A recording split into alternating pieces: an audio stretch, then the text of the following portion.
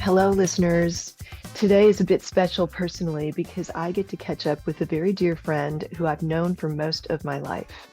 And I can hear you wondering, how is this important to you? Well, I've hit a trifecta within our Venn diagram of physical, metaphysical, and the world of work with this guest. So there is totally something in it for you. A small secret to share, this guest and I were at school together.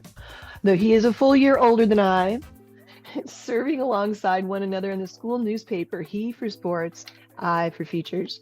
Some solid good times on staff at the Husky, I must say. So we're letting you listen in while talking with my friend Doug Hill, who's recently retired, which we haven't explored that area of the world of work yet. So I'm very keen to hear what he's got to say. He's retired from a life of service in the education and governance aspects of society. He's also a fellow podcaster, perfecting his delivery, building an audience, creating interesting content in, you guessed it, sports. The pursuit of which finds him in the middle of a project that he's going to tell us about, and let it motivate you to plan well for your later years, seriously. Additionally, I've always known Doug to be a trustworthy person of high integrity and consistent morals, guided by his belief in a power greater than humans. And today I'm looking forward to interviewing an interviewer, discussing these topics along with what it takes to maintain growth-oriented long-term relationships, because he's also a happy part of a healthy, many decades-long marriage, and I suspect all of these things link together in some way. And as always, we will play our studio game, which is always fun. Thanks for joining today, Doug. And have you been rendered speechless by the intro? I have. It was way, way, way over the top. Take it as a compliment. Oh, We'll hold it close all the days long. excellent news. And yes, the elder was a compliment because the wisdom with that extra year, I value. I value your wisdom. So, what sort of overview, introduction for yourself in response would you like to add to what I've shared? Well, as you indicated, I retired just about a year ago now, June of 2024, to be precise. My final day of work in the classroom or as an educator, K-12 educator, was on June 7th. I turned 57 years of age on June the 8th. So I'm happy to say that I retired when I was 56. I'm not sure that that gets me anything or merits anything, but it was nice to be done and then celebrate permanent retirement basically the next day. Every day was a birthday. As one of our friends likes to tell us, you now have 6 Saturdays and a Sunday. Use them wisely. So that's what I'm trying to Love do it. right now. Um, and yeah, prior to that, I spent the better part of 27 years or so working in K-12 education in the state of Michigan. The last 14 of which I served as my local teacher union's president. Along the way, I also served on the state union's board of directors for 6 years and our national union's board of directors for 5 other years. So I was heavily involved in education policy, working, lobbying at the congressional and state levels, trying to impact changes for our students and our educators who are out there, trying to improve the lives of young people across the nation on a daily basis. In my retired life, I am not one who can go from 60 miles an hour to zero. I don't know, 100 kilometers per hour, perhaps that's the best way to say it with a large part of your audience. So what I have chosen to do is I have chosen to create a retirement project for myself that blends my love of sports, my love of travel, and my love of geography. And I am attempting to go around the world in 80 sporting events. So my goal is to get to some of the most iconic and most spots, venues around the world, see these events, write about them, podcast about them, chronicle them, and hopefully at the end there will be some sort of a compendium of perhaps a memoir or something like that. I love this project. You know I do. I'm a big fan. And I like thank you for your detailed intro. My goodness, should we just cap it? Is that it? We're done? Are we done? No, we're not Have a good done night, because everybody. yeah, right. Thanks for joining. I really seriously have so many questions for a new retiree and any huge project like this, right? And I see retirement as basically a program, you know. I mean, you've got your work years and then your retirement years, and we kind of don't talk about it a lot. We say you better save for it, and there's I don't know, there's a lot of adverts for silver-haired people who apparently need supplements and medicines. I've got that message. So money and medicine are required. So far, that's what I've been told. But I feel like any program after the first year, you know, you found your feet, it was a little wobbly, maybe like, what am I doing with my time? Um, how do I create a schedule for myself because I'm so used to a framework, or do I need a schedule? Who am I without this organization telling me what to do with so much of my time? So walk me through what your first year was like. Um, it's a great question. My first year was really spent planning my travels and securing tickets where necessary, finding travel partners when necessary. A lot of planning. I think it um, met my needs as a planner. It's probably unsurprising to anyone who knows me that I would be the one who would plan the vacations. My lovely wife, Carol, of now 30 years, was more than happy to just kind of go by the seat of our pants and just see how each day presented. I wanted I to love have some sort. Carol, by the way. Carol, if you're listening, hats off to that approach. Yeah. And also for marrying a man who likes to plan. Well, it really is the best of both worlds because as I have aged, I have moved more down her path and allowing for more spur of the moment, devil may care or whatever the heck happens types of things. But I still like to have some idea of what it is that I'm going to do. And when you're someone like me who's looking now at sporting events that maybe move around the world or the nation in terms of where they're at, such as, FIFA World Cup, which will be America in 2026, you need to kind of map out where you hope to go, whether you can ever scratch together enough money to get the tickets, all the other things that have to go on with that. But there's Hmm. lodging, there's travel, whether it be via automobile or plane, or in the case of some of the events, planes, trains, and automobiles. However you can get there, you need to get there. Your dog's gonna bark. To you. Those aren't two pillows, but that's a deep cut only for us elders. Um, So you've been planning your trip, and you know, I want to pop back to your mention of hosting FIFA in 2026 because as much as I too have broken from sort of the mainstream social media channels, as you know, we're both on Blue Sky, right? Which is a bit of a breath of fresh for the moment. I highly recommend to anybody.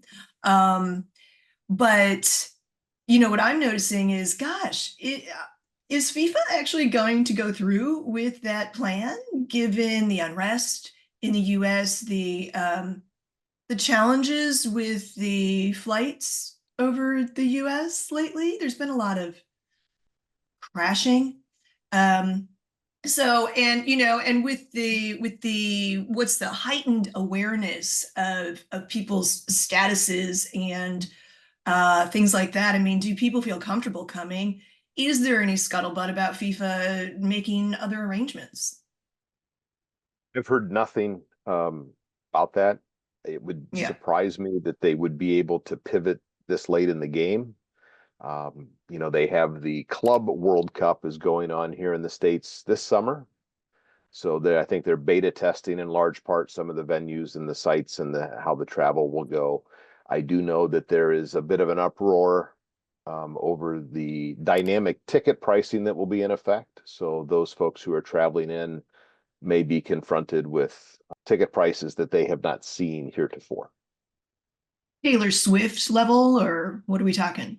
Worse. Oh, it'll be Taylor Swift level. Yes. I mean, there was a reason we folks here in the States were traveling abroad to see Taylor Swift because it was cheaper to get on a plane and get concert tickets in places in Europe and Asia and other spots than it was to see her here in North America. And FIFA seems to be all in, along with Ticketmaster, on going with dynamic pricing for next year, as of right now. And there's not a lot of tickets out there, but I mean, the minimum get in the door cost to see a match at the moment, just a regular, um, you know, group level match is in excess of $2,000 per ticket. US, Yes. US dollars. That's it's just part of me, my Patrick Henry part of me says things like, let's all just not watch the game. you know, Not even on television. Let's just say maybe it's just for the 1%. Why don't y'all get together and enjoy yourselves? Because I mean, a boycott. I mean, I get they'll sell what, 200 tickets because those are the people who can really afford it. Yeah, because it's a price of the movies. It's a relativity thing. So going to something like that, spending $2,000 is like us taking the whole family to the movies. So, it'll be a smaller crowd. And the players will have a detriment for that, I think, because we like the rah rah. But yeah, I mean, what do you think? Boycott? You don't see it happening. I mean, soccer is, the world's most I know. popular. Football is the world's most popular sport, and I would imagine that folks all over the globe have had calendars marked ever since the draw came out, last fall, in terms of where they wanted to be and how they wanted to get there. I would imagine travel arrangements have already been made, hotels and lodging have already been booked, and it's just a matter now of securing the tickets. And quite likely, many folks will pay whatever that price is, sadly. Yeah. You were, by the way, safe to say soccer on this show because the dual citizenship that I represent is the two places on the planet that refer to it that way. Okay, very good. Yeah, yeah. We've got Aussie rules football down here, so it's an insane game that was apparently made up by a bunch of 10-year-olds in their backyard, and those are the rules that everybody plays by. So that's just for fun. So you're going. Is that what I understand? It's on my list of 80. There will there be events that I will not attend because I will not be able to get in the door? Yes, there will be. So I will have to adjust and come up with other events to get to 80 because I'm really committed to the whole Jules Verne around the world in 80 days concept of this, and trying to do around the world in 80 sporting events.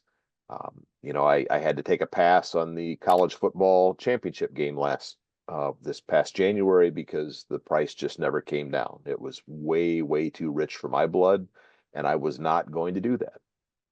We missed out on sumo during a recent trip to Japan. We had hoped to see one of the Grand National Sumo Championships while we were there, and tickets were not existent. We could not get tickets, and we had someone on the line who perhaps was going to be able to get us tickets, but because of the level of fraud and counterfeit with regards to those seats, we kind of got cold feet on some of the comments that were being made in the thread that we were going back and forth on, and we decided Right. we're not gonna do it. So yeah, there's going to be events that I won't make it to, and it could very well be that I'm not going to make it to the World Cup when it's here in North America because it's going to price me out of it, which is sad, but it would Yeah. be okay. Maybe the ticket in Mexico will be more appealing than the one in, I don't know, Las Vegas. Where are they playing? Oh, they've got, I can't even remember all the sites. I was targeting Seattle and Vancouver as my Nice. destinations because there were going to be matches like 2 or 3 days apart. So I'd be able to see, you know, two matches in two different countries, basically 3 or 4 days apart. I have some lodging up in the Seattle area that was going to work out. So that was the goal. But yes, maybe I'll have to go to Monterrey or to Mexico City and see if perhaps my dollar goes further with a peso than it does with the Canadian dollar or the US dollar. Historically, it has been such, but we live in Yes. transformational times, my friend, as you are aware. And to your point of you may be priced out of going to these matches in your back garden, I think, this is where the universal energy comes into play for me that if you're blocked somewhere, it is because your journey is meant to take you elsewhere. And how Yeah. do you feel about that approach?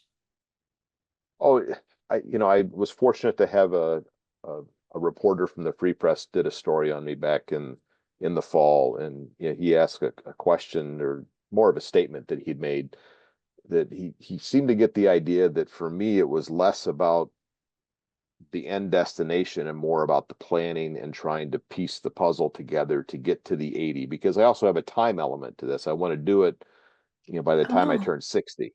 So I have like a 3-year window to try to get to these 80 events. And he was very, I think, astute in his observation. And I hadn't thought about it in that regard, but it really is. It's, to me, it's trying to make sure that I can get all the tumblers to fall into place to get me to these 80 events, to get me on 6 of the 7 continents, because I don't think there's anything to go and see in Antarctica. And quite frankly, hey. that might price me out by itself, just getting to Antarctica.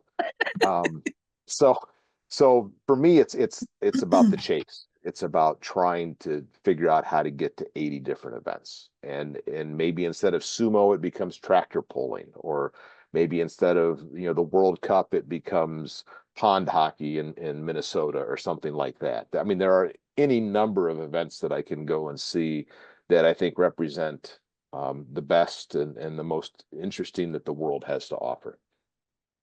I love this. And I love that you're taking this total program management approach to you put some time constraints on yourself. You've got parameters, you've got, objectives, milestones. And this is just all from the air. There's no one forcing you to do this.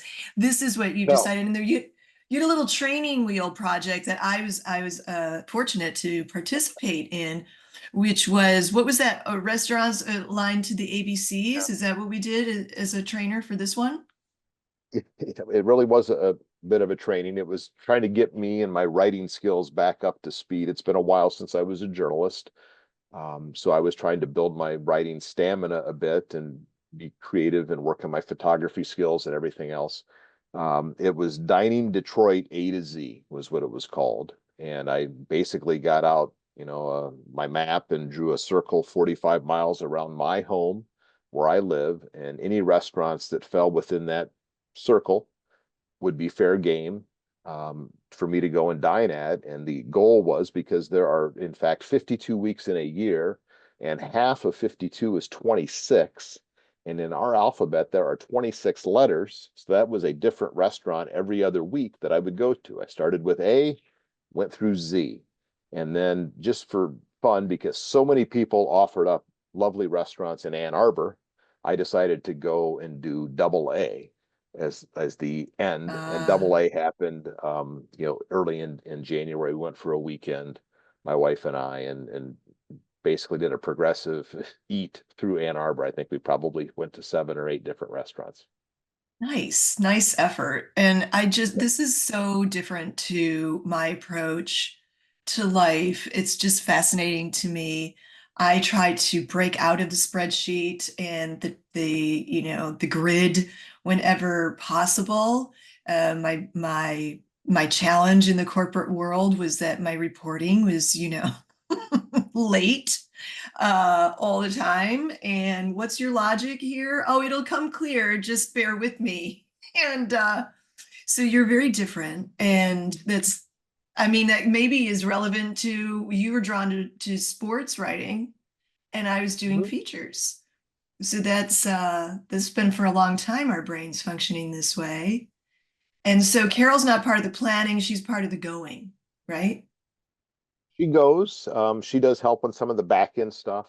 I have been sending postcards out from my destinations, not each individual, but I will put 4 images on a single postcard from 4 of the different trips that I've gone to. And she's been quite helpful, a bit of a Canva whiz. So she has helped with that.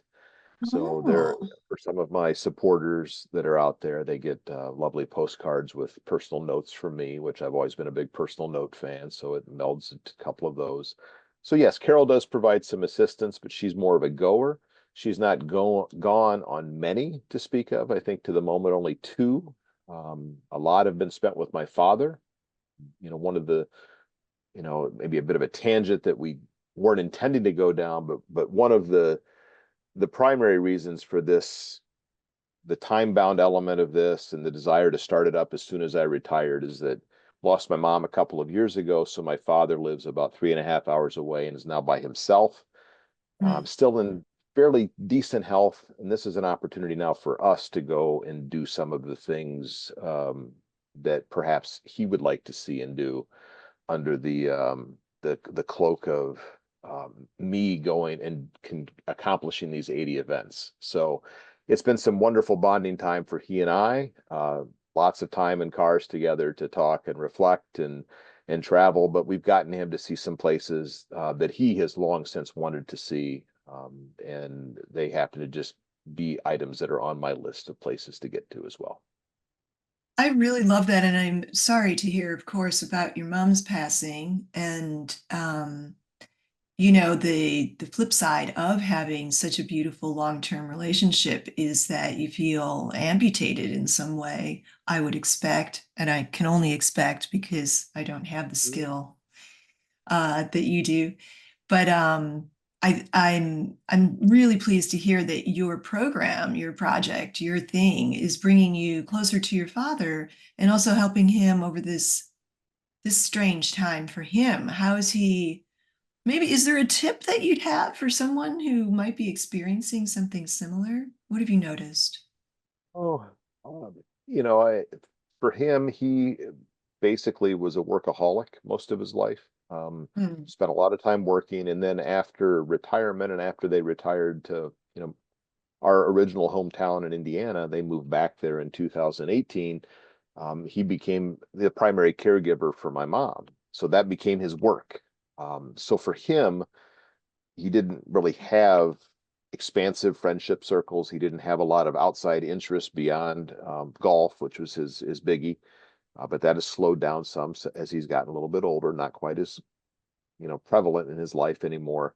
So I think the tip that I would offer would be to continue as we age to work on our friendship circles, to expand our relationships, to build our community out further and further, work on those concentric circles, as it were, so that when we get to a point where perhaps we have, um, a loss of someone who was so close and dear to us and meant so much to us, that we do now have a community to rely on and lean into and find some common interests that we can get out and accomplish together. He's not one to necessarily go off and risk something. He's more apt to stay at home. So for me, this has been an opportunity to get him out of the house and let him see parts of the country that he either had been denying himself for a long time because of, having to care for my mom, or he just didn't have the opportunity because he was the sole breadwinner in the family and he was Hmm. too busy working. You know, that brings me, I love that you brought up community because as you know, my work is in Neo Connections is the attempt to build the community that all the tech and especially post COVID where I live, Melbourne, most lockdown city, right? But really affected by that. And I feel technology separates us as well. And it's such a good time for community grassroots. Let's come back together. So I'm really pleased to hear that tip from you, to help people understand that as we get older, it really becomes important, this interaction that we've got in real life, IRL. Um, and I want to come back to your work in education because it's so topical globally at the moment, as you are aware. Now, I appreciate, as we've already touched on, that neither of us is really spending an inordinate amount of time in the murky waters of social media, which I think is super healthy. But social media isn't the news, right? And so, or facts of events that are taking place. And I noted that in the United States, they dismantled the Department of Education. And I wonder about that. Did you find that it didn't work very well while you were working within it? Can you see that there might have been like, gosh, yeah, let's smash it? Or would you have taken another approach? Well, I think we need to be clear that the dismantling is not something that has already occurred. It is something that they are attempting to do. I think in the states that would have to be an act of Congress, and to the moment, the Congress has not acted to shut it down. What the current administration has done is, place someone who knows nothing of education in the position. I mean, for goodness sakes, the former wife of, WWE, Vince McMahon. I'm not sure Linda McMahon would be able to recite the ABCs if we asked her to do that right now. I mean, she's not Oh, someone. that might be unfair. That However, I could be, will could be. agree. It could be that, but I know she can't read AI. I know that. I mean, it's all been A1 ever since. So, um, Her choices but seem yes, yes, questionable. That's to me the yes, barometer that I'm using. yes, Yeah. yes. But to your question, certainly there, with any large government agency, there is going to be some bureaucracy, some repetition, some redundancies that perhaps are not needed. Having said that, the Department of Education has been integral, which however you want to pronounce it, in ensuring that there is funding, although not to the level that it's supposed to be, coming out from the federal government into the states for use with our students who have special needs. So those individuals who would be considered special education students, the lion's share of the funding for that comes from the federal government. Mm. The Department of Education in particular. The Department of Education also mandates that each student who is certificated as a student who has special needs has an individualized education plan. These things are, where are they going? Yes, we were told that they're not going to disappear, they're going to go someplace else, but we don't necessarily have any clear vision as to where those are going to go, how they're going to be implemented. So what we're going to quite likely see now is a potentially a entire generation or more of students who have these needs, who we have an obligation as a society to educate and care for and ensure that we make them as viable a member of our larger community when their schooling is over as we possibly can, who are going to not receive some of the basic skills that they have received in the past, the supports that they have received in the past, because those could quite likely go away. And that is probably more than anything the most frightening part of the concept of dismantling, shutting down, whatever we're going to do to the Department of Education, is we're going to have students who, perhaps are confined to wheelchairs that are no longer going to have access to education. We're going to have, students who have Down syndrome and other types of, you know, chromosomal types of challenges that are not going to have access to a free and appropriate public education. That's what makes me nervous, the most nervous. Mm. Especially given the burgeoning desire for an increase in the birth rate. Yeah, I mean, it's a walking contradiction basically daily, on 1600 Pennsylvania Avenue.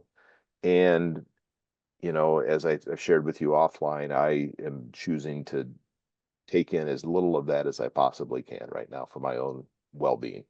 A wise man, and well pointed out that an executive order is not law. It is inflammatory words, and in many ways, I feel meant to distract and create the anxiety that it is creating. And Sure. so, super smart to take it with a grain until we see things being implemented. And I appreciate your view on that. You touched a little bit on wanting to get your hand back in, and I had a question about how juggle career, family, all of it, some downtime for yourself. But I mean, we liked being journalists. We enjoyed those essays that we would write to spark conversation and controversy. And so, why did you let it get rusty? For how long did it lie fallow? And what did you do to get back in the habit? No, it would, I would probably say it went dormant on me for the lion's share of my first 10 to 12 years as a teacher. Not really a lot of need to be writing at that time. I would do the occasional classroom newsletter with my elementary students, but you're not writing, you know, anything of any significance. You're telling them, that we'll have a party next Tuesday for so and so's birthday or whatever. If you needed a special treat, bring that in or whatever it happens to be. It's not going to be something that really um, turns the creative crank that you and I probably need to have turned on occasion. Now, I will say that once I moved into the presidency of my local unit, as well as moving on to the board of directors at the two levels that I referenced earlier, I did become a newsletter writer in all of those areas, and that did provide for a little more creativity, a little more ability to take some editorial liberties with what I was writing to put out there for the communication to the people who were receiving it. So that kind of got me back in the game a little bit. And then about 3 or 3.5 years ago, I started blogging under the name Middle-Aged Male Musings. And that's where the umbrella that the Dining Detroit A to Z happened to fall under. But I just started kind of putting out some stuff here and there. Never really anything long form, more short, pithy, as you might expect from a middle-aged man.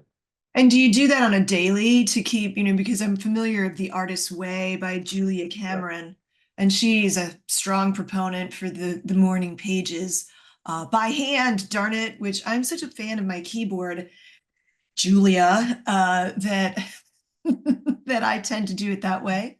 I take license with her advice. But do you do it every day? Well, when I got back into it, boy, this would have been 2023, I think, 22, 23. I did. Well, actually, it definitely was 22. I started and it was 3 times a week. I only wanted to bite off what I was pretty certain that I could chew. So I started off Monday, Wednesday, Friday. And then as I began to ramp up my other website, the Sports Fan Project, I backed off of the Middle-Aged Male Musings and went to Tuesday, Thursday with that. And I had separate stuff that I was then publishing on the sports themed based website. So I would say all totaled, it was 4 or 5 days a week at various times.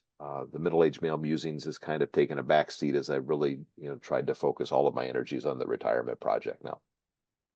Well, that sounds like a blending of the two. Frankly, your project is those two coming together and making an Oreo cookie. So, and I love your habit building approach. Super smart. Again, this is why Doug's on the show, because listeners, this is the way to build a habit, to recognize that, so many people start going to the gym on the Monday and they're like, I'm going to be here every day or every other day, and I'm going to do it the whole year, and I'm going to be my whole life, and I'm going to be the fittest person on my block. And it's a great goal.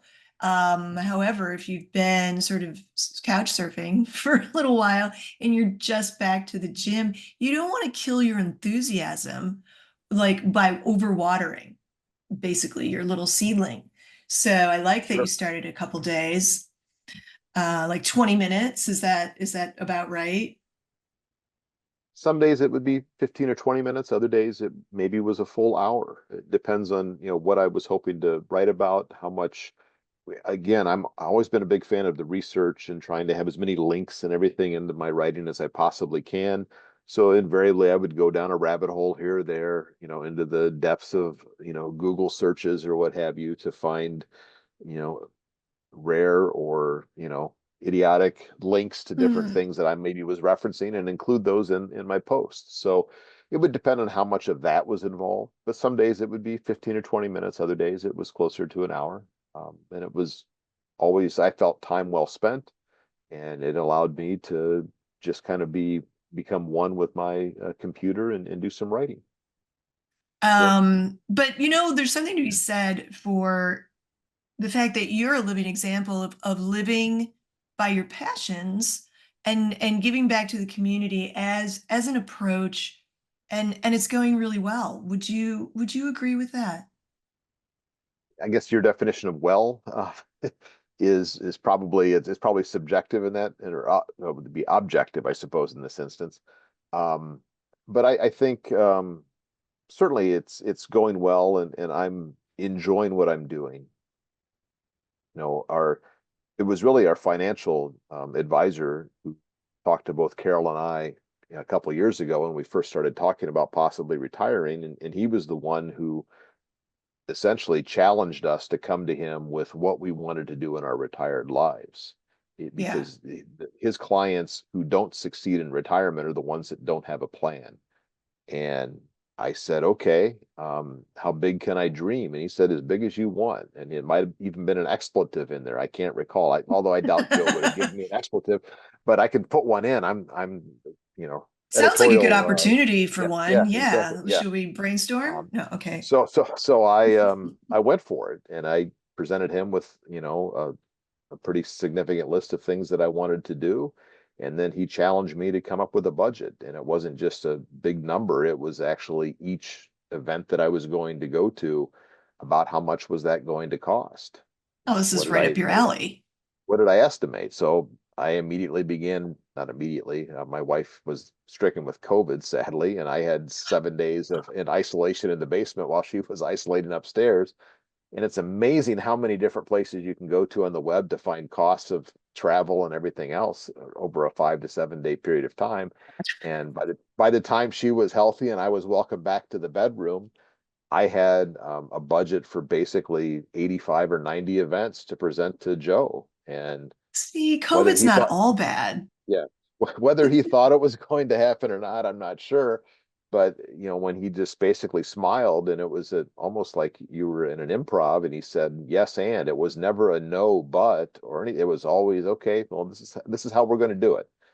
And he really fanned the flames. And so for me, yes, am I giving back? Not as much as I probably should be. You would like to think as a retiree, you're going to be able to do some more volunteering, but I do believe that, some of the work that I'm doing with my father and getting him out and taking him to some of the places we've seen several family members that he probably would not have seen again had we not been on the road together.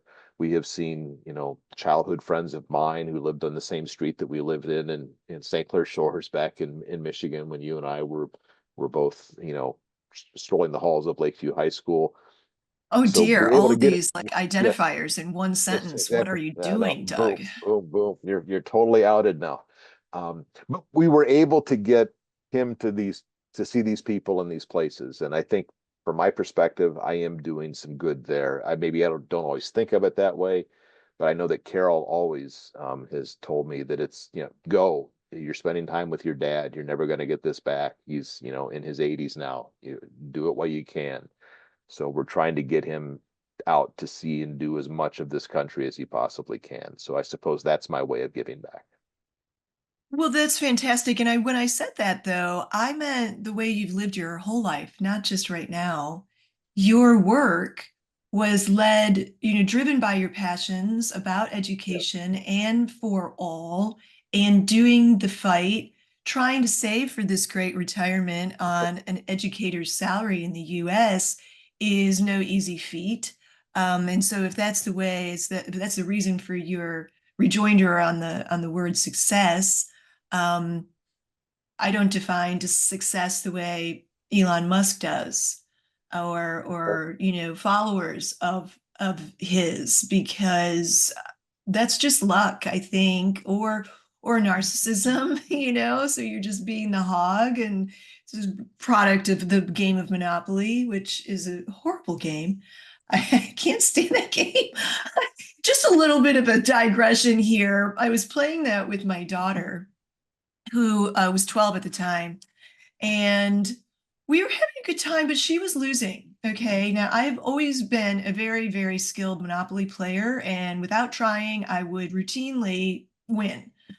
So it was never a traumatic experience for me, except from the fact that other people would get really bummed out that they were not doing well.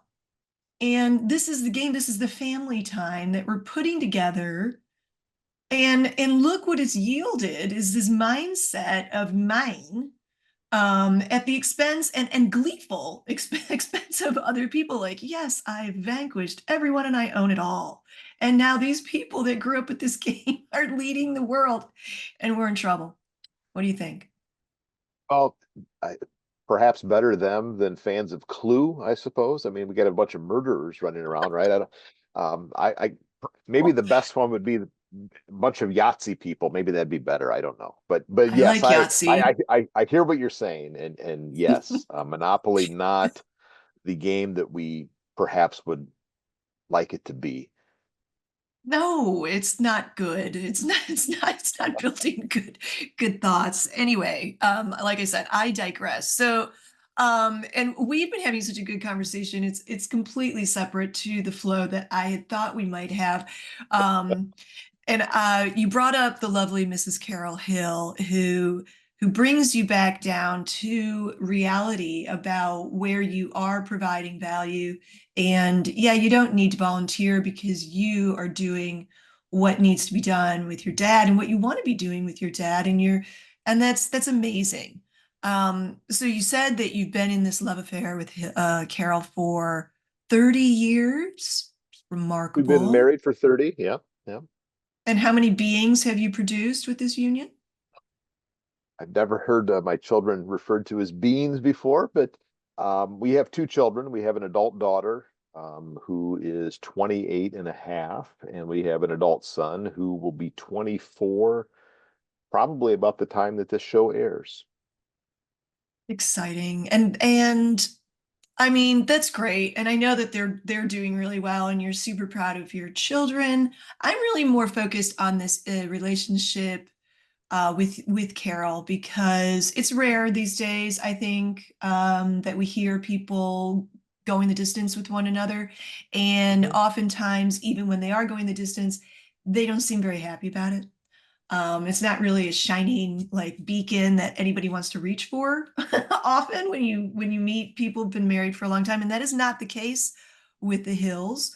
You guys clearly dig each other and have a lovely way of being friends while you're doing this whole family thing together. And I know about you have these supermarket nights. Is that date nights at the supermarket? Which one was it? What outlet did you Uh, visit? we, we're a Meyer family Oh primarily. yeah. So Michigan and Midwestern folks will know, the Great Lakes folks will know Meyer from Tell the us more Frederick about Meyer Meyer. for those who do not know about this store. It is a super store. Tell us, what can It you get at is. Meyer? Well, if you go to one of the big Meijers, there are now smaller Meijers that are just basically groceries with, just the essentials in the like a pharmacy medical area. But Oh, but but they're the originals, the OGs, as it were, yes. Meijers. It was basically like well, dare I say, a Kmart with full groceries, perhaps like the super Targets you see now that have groceries and all the other accoutrement that you could get I there. do not see those. You Wow. don't All you don't have right. the big super Targets in your neck of the No, woods, and no. isn't Target tanking at the moment because of It's not their doing well. There are some boycotts ongoing, and then they're not doing too excellent. Hey, well. there it is. Okay, Boycott. there Yes. you go. Yes.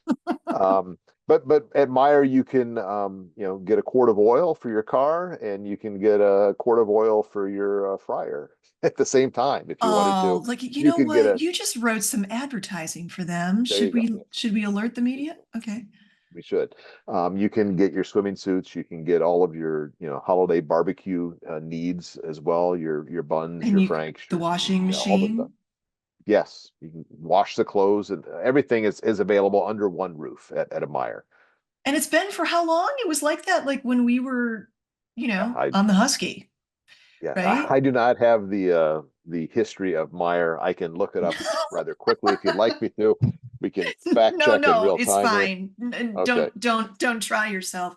But it predates Walmart or anything like that, right? If anybody's trying to go, oh, that's just, but no, this was an amazing feat where you could go and buy your refrigerator, stock it, buy the suitcase and all the travel clothes that you needed, and yeah, oil for your car and the lawnmower that you purchased in aisle 7.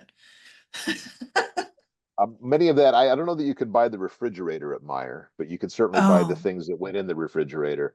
And I can't say for certain, when Walmart, which is a four-letter word in my household, but I can't oh say for yeah. certain when that was created. certainly Meyer pre-existed before the Walmarts infiltrated our little tiny corner of Michigan. That's for sure. I I think can we tell you should that even bleep in the final on this, please, whatever you want to do. Yeah, production master. yeah.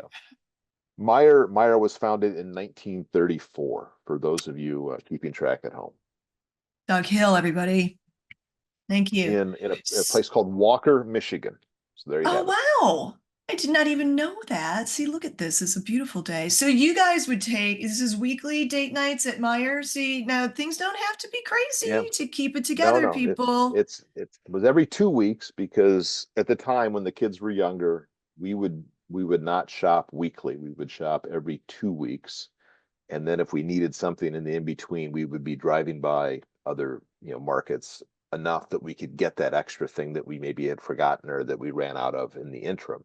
So it was an every 2 week event. And I just We call started that flipping. fortnightly. Yeah, Fortnightly. okay, sure. Okay. We would, and I started flippantly just posting some Facebook things that, hey, another date night at Meyer or whatever. And then I would also maybe on occasion mention the soundtrack that was playing, a couple of the artists who were playing in the background, because you hear the oddest music when you go through some of these stores. If you only stop and listen and pay attention, I mean, you can hear some Psych Furs. I remember a Pat Benatar coming through, Shadows of the Night one time was Absolutely. just clutch. Rick Springfield, you never know when you're going to get a Jesse's Girl. It pops up on one of these places. So that was just all flippantly putting it out there. And then it became a thing where people would start to comment on it. And they're like, oh, you crazy Hills, here you go again. And it was something that we felt obligated to then keep doing. Oh, for We're us? not doing, Thank yeah, you. exactly, for you, the viewing audience. And we're not doing that anymore. We will still go to the store on occasion together. Carol's the primary shopper. We have a Meyer closer to us now. It's simply a smaller grocery, and we do go weekly for the most part because we don't need as much any longer. So it's a little easier to just go and get, basically the essentials. We meal plan for a week at a time, and that's that. If I may, about the Yeah. songs that we hear at the grocery store, when you're bebopping to the tunes from high school, Yeah. that's how you know you're an elder. Okay. That's fair. That's fair. Yeah. At least it's not Muzak style. It's still Rick singing, right? Yeah. And Pat, Rick and Pat Yeah. live. Yeah. So aside from those nights at Meyer, to what do you most attribute the success and longevity of this relationship? I would go with a statement that her father was always fond of saying, that the goal, and I think it was even written in, whether it be our wedding card or Christmas card at one point, or another anniversary card or something, which was basically his tenet that he tried to live by, which was always try to outdo each other in love and kindness. So you're constantly trying to do something for that other person. Maybe it's something small, bringing them, a coffee back from the coffee house. Maybe it's, taking care of, making dinner unexpectedly, or, taking care of some lawn care or some laundry or whatever it happens to be, making sure that the laundry basket is folded and the clothes are put away by the time the other person gets back. Those Put types of things. away. Put Yeah. away. That's the thing. So outdoing each other in love and kindness is really what we've tried to do for, the 30 years we've been married, and the 33 almost, 32 and a half that we've known each other. I think that's great because it seems like competition, but it really isn't. It's a cute competition, and it has such a lovely impact. It reminds me of, do you remember a television show called WKRP in Cincinnati? Yeah, speaking of the music of our youth, yes. Yes. And the owner of the station and his wife, the only arguments they would ever have, like I wanted to have their relationship. I'm just going to say this right now because of this. The only time they would argue was you go first. No, no, you have the last donut. No, no, honey, it's okay. I'll do it. And it was just delightful. And they would get like bickering over who was going to do the nice thing for the other one. And I loved that. And it sounds like you guys have the same thing. So I'm going to go somewhere a little uncomfortable because I have to, being over here down under on an island in the middle of the Pacific and still being a citizen of the US. I want to know how you're finding life in the US with the 47th president at the helm. How's that going? Um, I suppose I need to answer this in some way, shape, or form. I think the best way to answer that is to say that um, it's I don't want to say it's a news embargo. My dad is totally, he doesn't watch the news. He'll maybe pick up the Sunday paper and that is it in his community. He is unaware of a lot of things that are going on, which is not always good because some of them may impact him, Right. Medicare and other types of things. Um, but I am trying to take in as little content as possible from any media source, whether it be social, mainstream, or otherwise. Hmm. I'll check, my feed on Blue Sky on occasion to kind of get an update here or there.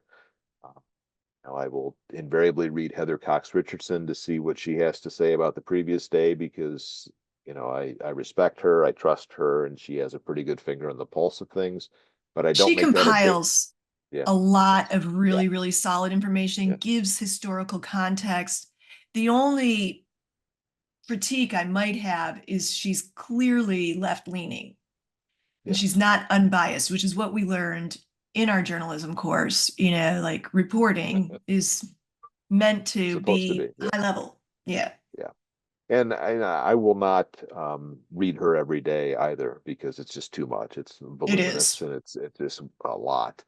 So how's it going? It's not going well, but you try to kind of keep your head down and your ears closed to the extent that you're able to and enjoy your little corner of the world where you do have some control over things. You're able to do things that bring you joy and bring your family joy. And that's really what I'm focusing most on. I am, as I told you, I think offline, I'm not actively part of the resistance at the moment because I Hmm. spent the last 14 years being in the fire of the resistance, and I needed to step away from that, at least for this first year, for my own sanity and to kind of give me some clarity of thought and mind to be able to maybe move back into something moving forward. But I've got another few weeks as we record this, another few weeks until that 1 year mark comes, and then I'll have to reassess what I want to do in terms of re-engaging with some things.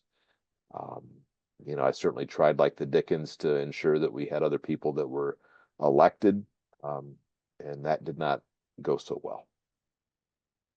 Yes, and I appreciate a hiatus and protecting our mental health. It's super important. And at the same time, I think the sense of community, getting in touch with people, staying in touch with people, and having some solid, heartfelt and good listening skills, conversations with people is really important at the moment.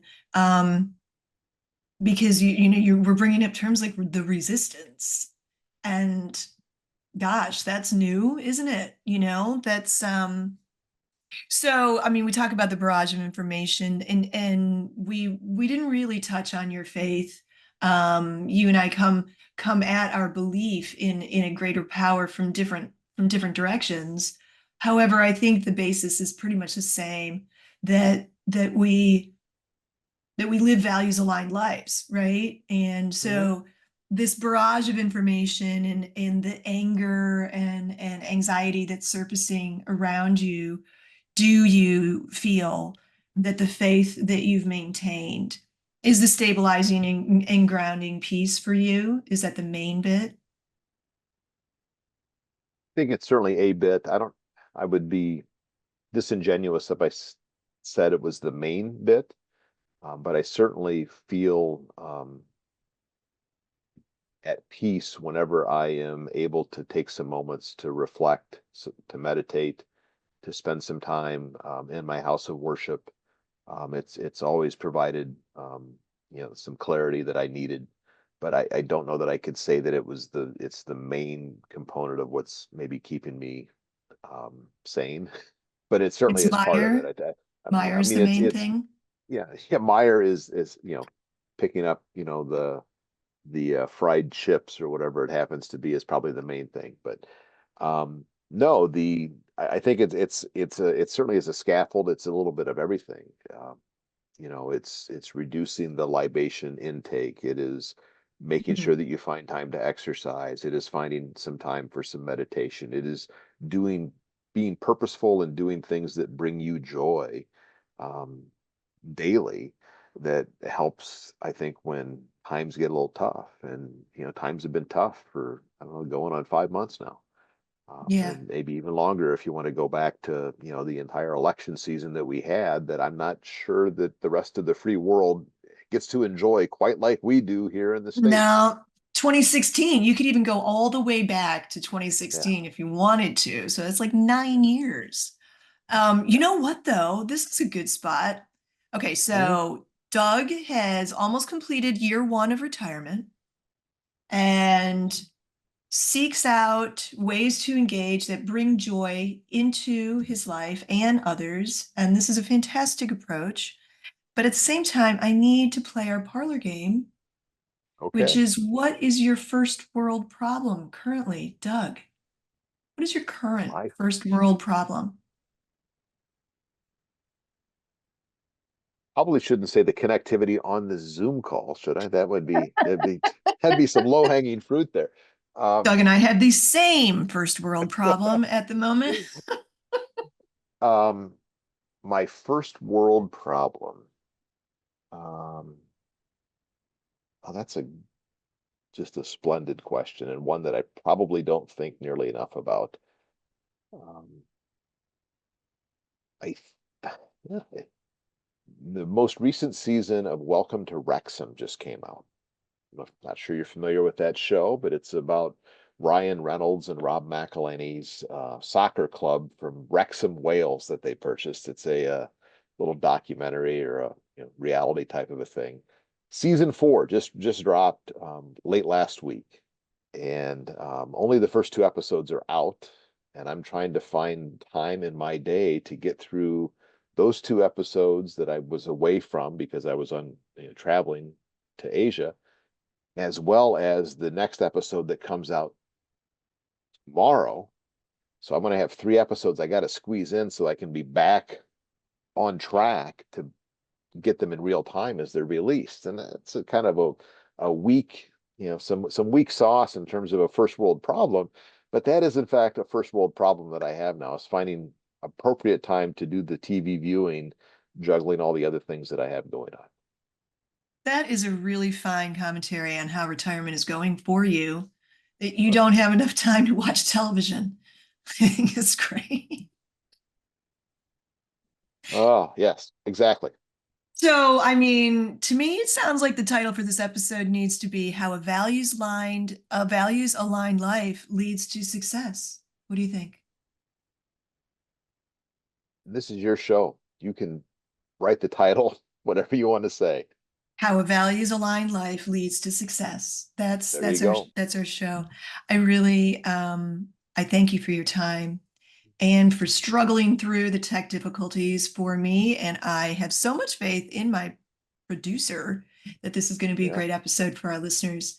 Thank you. Well, thank you. And yeah, I mean, it happens to all of us. I'm 185 episodes in on mine, and I know that I've had more than my fair share of ones that I felt like, is it ever going to get, we're going to get through it. And we have, and yes, the editing, the production, I'm a one-man shop. You at least have a hired gun who you've brought in to take care of some of yours. So that's impressive work. But Yeah. um, yes, thank you Go so much for your procreation. time, Elizabeth. What child labor laws? What? This was fun.